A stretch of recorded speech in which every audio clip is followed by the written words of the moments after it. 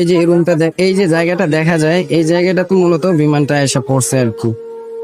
এই যে দেখা যায় এই জায়গাটা মূলত এরকম ফাঁকা ছিল না, বিমানটা পড়ার কারণে এরকম ফাঁকা হয়েছে। আর এই যে মাঝখানে দেখা যায় এটা ক্লাসরুম ছিল, অথচ এখানে ক্লাসরুমের কোনো অস্তিত্ব দেখা যায় না।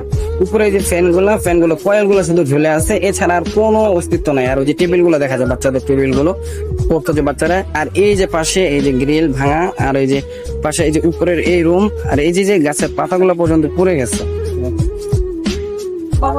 কাছে থেকে দেখানো যাইতেছে না, কারণ কাছে যাইতে দিচ্ছে না, এদিকে ব্যারিকেড দেওয়া, এই জন্য। আর এই যে নিচের এই জায়গাটা ফাঁকা হয়ে গেছে, আর এই যে এখানে মানে পুরোপুরি ভেঙে শেষ, আর এই পিলার গুলো পর্যন্ত ভেঙে গেছে।